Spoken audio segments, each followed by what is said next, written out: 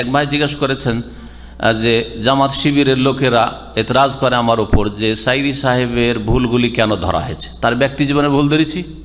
তার দাড়ি ছোট না বড়? হ্যাঁ, ভুল ধরেছি? তার লেবাস পোশাক কেমন ভুল ধরেছি? তার পরিবারের সাথে কেমন সম্পর্ক না সম্পর্ক খারাপ ভুল ধরেছি?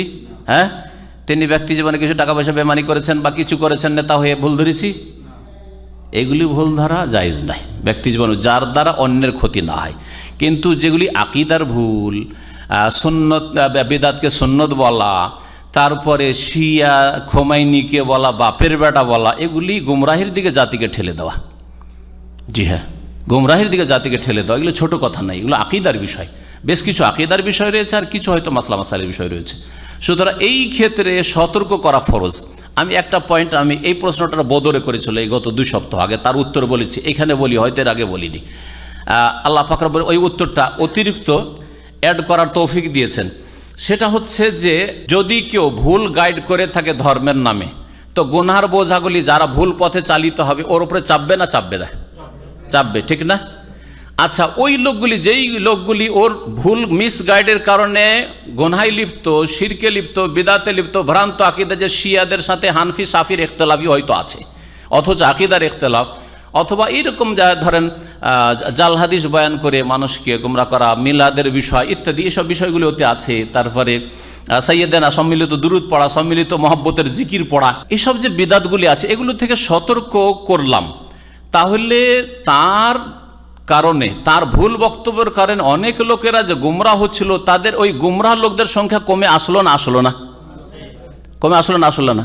যত সংখ্যা কমবে গুমরাহ লোকের, তত তার গুনার বোঝা হালকা হবে না? হবে না? তাহলে সাইদি সাহেবের খারাপ করলাম না ভালো করলাম? বুঝেছেন লজিকটা? যদি তার বক্তব্যের কারণে 1 লক্ষ লোক গুমরাহ হয়ে থাকে, 1 লক্ষ লোক গুমরাহ হয়ে থাকে সাপোজ ধরেন, আর আমি তার ভুলগুলি ধরিয়ে দেওয়ার কারণে 50,000 ফিরে চলে আসে, তো 50,000 লোকের যে গুনাহ ওর উপর চাপত, তাতে থেকে তো তাকে মুক্ত করলাম, তো তার তো খায়ের খাহি করলাম, তার আমি হিতাকাঙ্ক্ষী। বোঝা গেছে? আর এই তরিকা সাহাবায়ে কেরামদের জামানা থেকে, রাসূলের জামানা থেকে চলে আসছে। যদি আপনার কারণে কে বিভ্রান্ত হয়, তাহলে সতর্ক করা ফরজ। না, হাদিসের জয়ীফ, সহিহ জয়ীফটা কেমন করে জানতাম? এক্ষুনি বললাম যে ইবনে লাহিয়া জয়ীফ, এই কথাটি আমি কি করে জানতাম বলেন? আপনার জানা তো দূরের কথা, আমি কি করে জানতাম? নাসরুদ্দিন আলবানী কি করে জানতেন? আর ইবনে বাজ কি করে জানতেন? কেউ জানতে পারতেন না।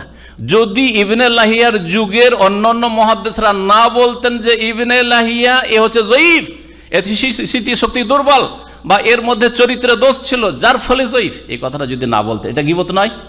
কিন্তু এই গীবত করে কল্যাণ করেছেন না অকল্যাণ করেছেন? কল্যাণ করেছেন। বোঝা গেছে এবারে? তো আমি যদি তার সমালোচনা করে থাকি, সেগুলি করেছি, ভুল ধরে থাকি সেগুলি করে, যেগুলির কারণে তার ওপর গুনাহ চাপতো, গুনাহ চাপবে না ইনশাআল্লাহ।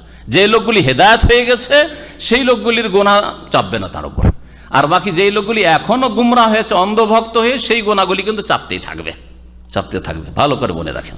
ওয়া সাল্লাল্লাহু আলা নবিয়িনা মুহাম্মদ ওয়া আলা আলিহি ওয়া সাহবিহি আজমাইন। আজকে আলোচনা হবে আপনাদের সামনে একটি গুরুত্বপূর্ণ বিষয় নিয়ে। আলোচনার উদ্দেশ্য হচ্ছে ইসলাহ, সংশোধন।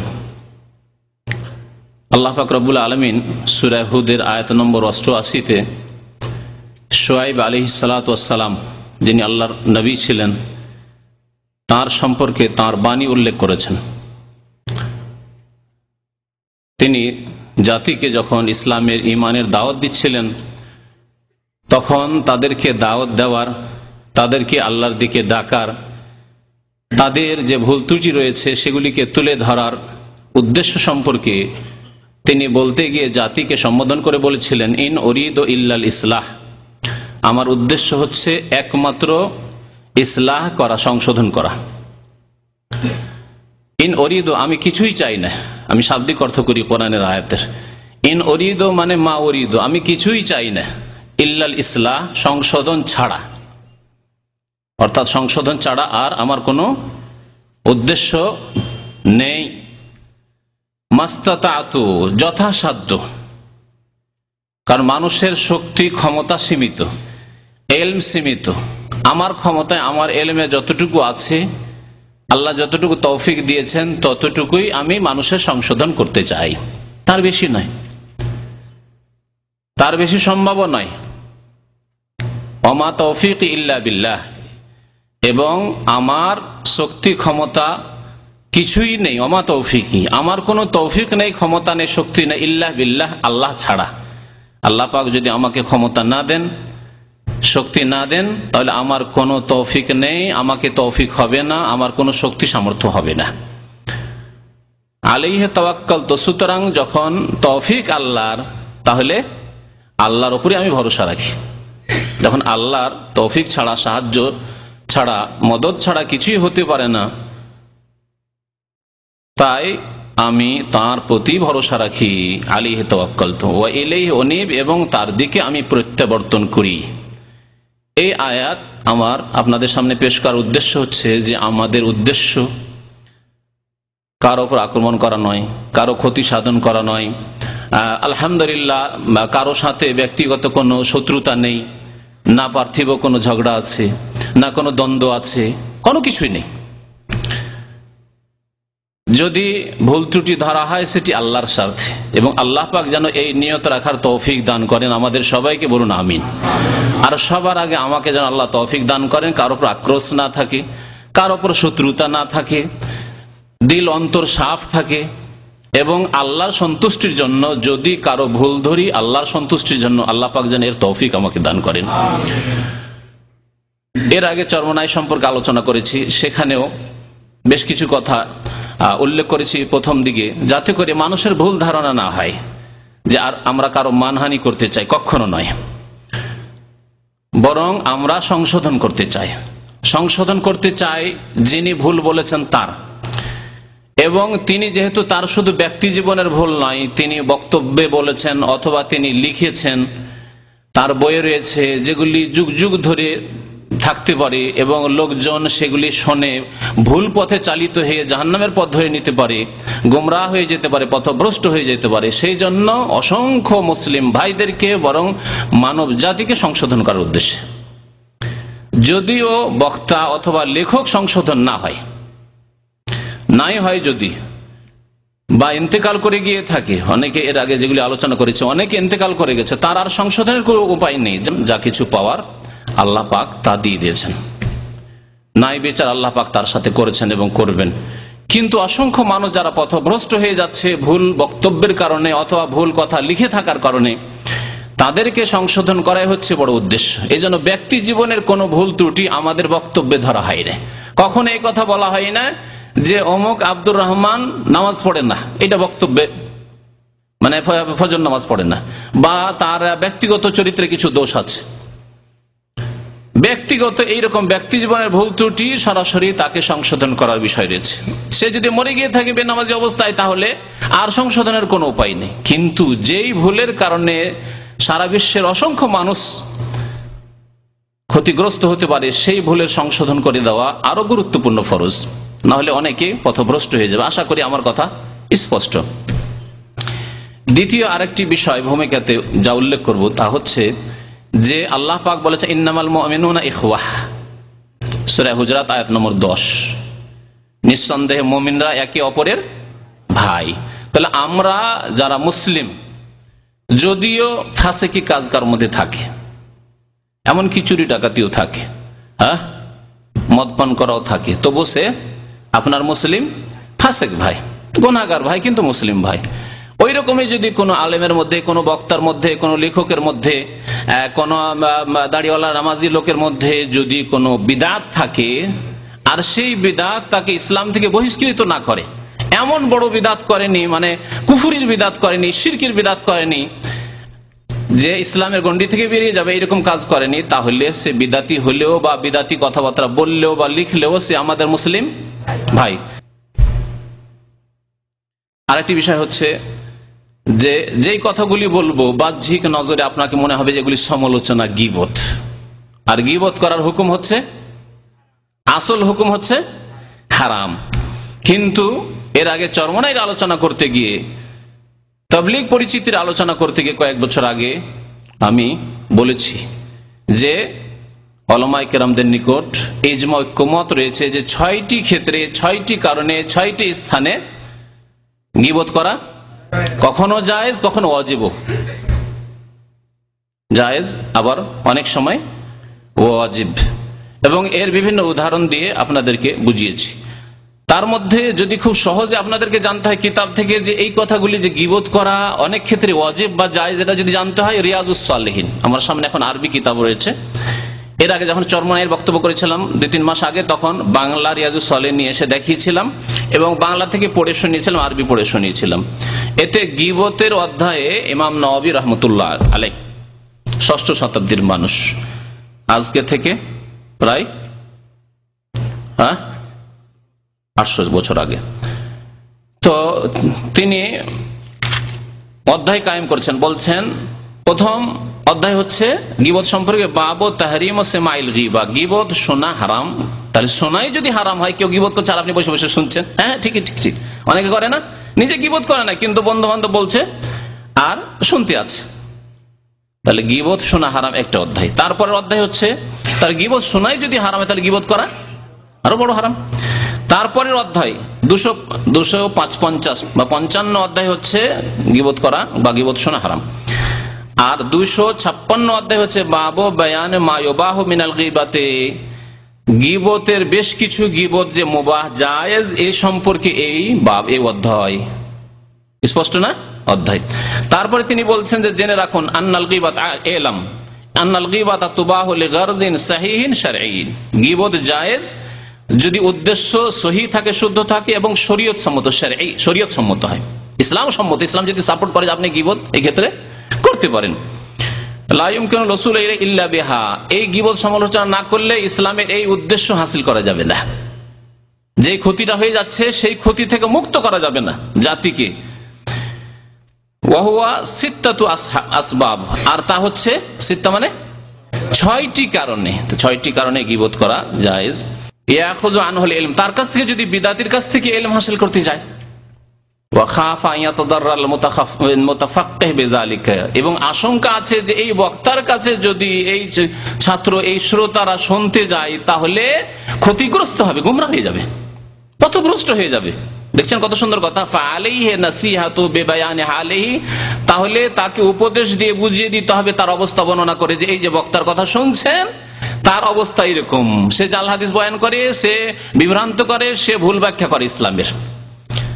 আমি আরবিতে পড়ে শুনিয়ে দিচ্ছি, কিন্তু শর্ত হচ্ছে বেশারত আন ইয়াকসুদান নাসিহা, উদ্দেশ্য হচ্ছে মানুষের উপদেশ দেওয়া, সংশোধন করা, খায়ের খাহি করা, কল্যাণ কামনা করা, যে যাতে জাতি গুমরাহ না হয়।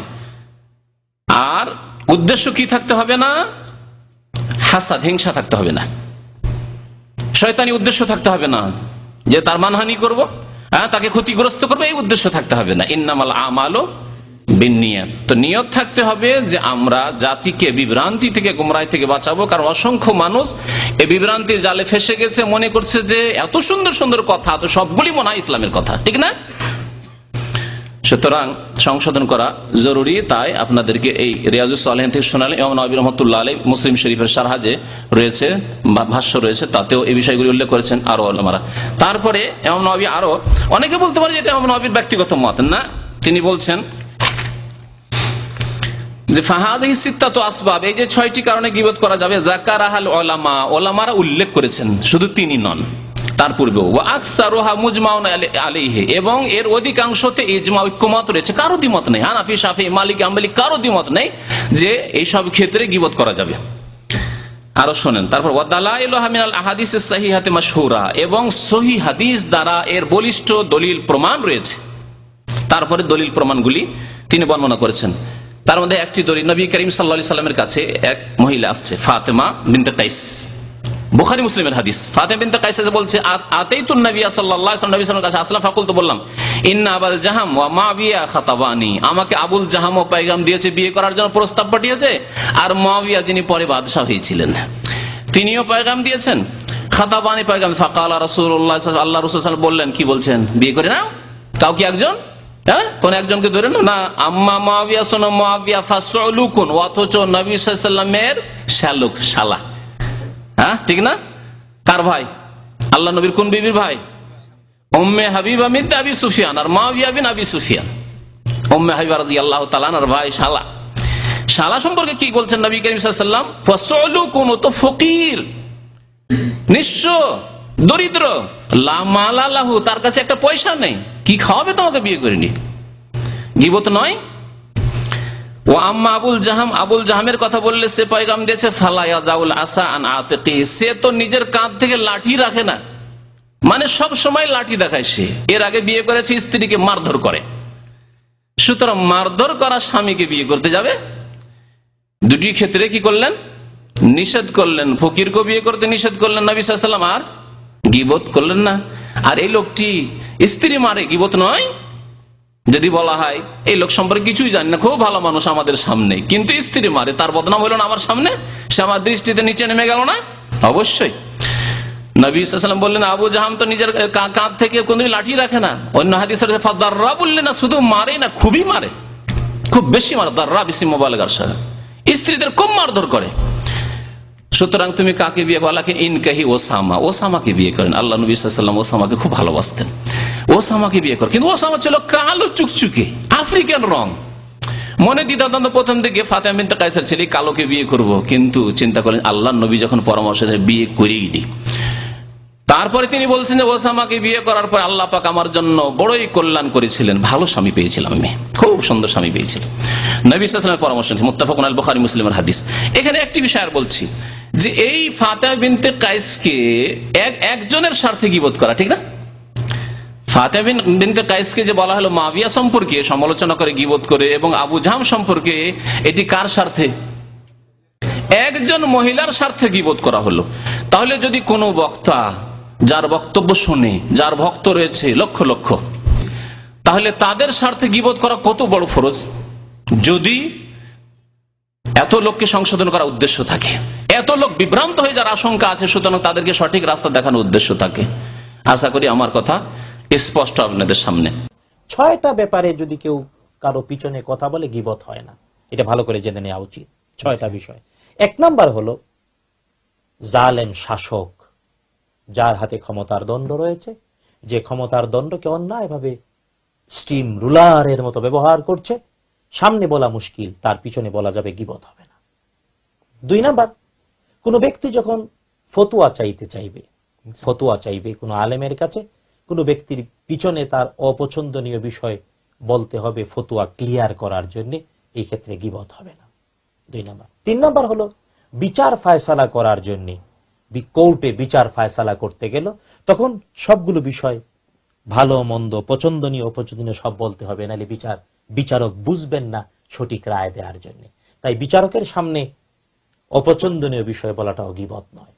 4 নাম্বার হলো ধর্মের নামে যদি কেউ উল্টা পাল্টা বলে, ধর্মের নামে, অর্থাৎ ইসলামে যারা অ্যালাউড এটাকে বলছে অ্যালাউড নয়, অথবা বিদআত করছে, বলতেছে আমার হাত ধরো, আমার পাগড়ি ধরো, জান্নাত দিয়ে দেব, এমন কথা বলছে। বলছে এই তরিকা ধরো, তাহলে জান্নাত রাস্তা ক্লিয়ার, কোনো কিছু লাগবো না। এ ধরনের ইসলামকে অপব্যাখ্যা করছে যারা, তাদের বিরুদ্ধে যদি কোনো কথা বলা হয় তাহলে গীবত হয় না। 5 নম্বর হলো গীবত হবে না যে অব্যাহতভাবে কবিরা গুনাহ করে যাচ্ছে, ওই ব্যক্তি কবিরা গুনাহ থেকে নিজেকে বন্ধ ঘোষণা দিয়ে কবিরা গুনাহ করছে, তার বিরুদ্ধে যদি পিছনে কিছু বলা হয় কবিরা গুনাহ হবে না। অনেক ফুকাহায়ে কেরাম এর সাথে এটাও যুক্ত করেছেন, এমনকি ফতোয়ার সাথে এটাও যুক্ত করেছেন, যদি কোনো ছেলে মেয়ের বিয়ের জন্য পাত্রপাত্রীর খোঁজ নিতে গেল, মেয়েটা কেমন, তো যে জানে ওই মেয়ের কিছু ভালো গুণ অথবা মন্দ গুণ, তার দায়িত্ব বলে দেয়া, এটা ফতোয়ার অন্তর্ভুক্ত হয়ে পড়ে। তো এটা হলো 5। 6ষ্ঠ হলো কিছু কিছু পরিচয় আছে কোনো ব্যক্তির জীবনের সাথেই লেপটে থাকে, যেমন কারো হয়তো পা নাই, ল্যাংড়া, কেউ হয়তো অন্ধ, চোখ নাই, পিছনে ল্যাংড়া বললে সে মনে কষ্ট পাবে, অথবা মানে অন্ধ বললে মনে কষ্ট পাবে, কিন্তু কেউ যদি এটা বলে, এটা গীবত হবে না, পাপ হবে না। তো এই 6টা বিষয়ে সত্য পিছনে বললে পাপ হয় না, এর বাহিরে অন্য যে কোনো কথা যদি কেউ বলে পাপ, কবিরা গুনাহ। আল্লাহ আমাদেরকে বাঁচার তৌফিক।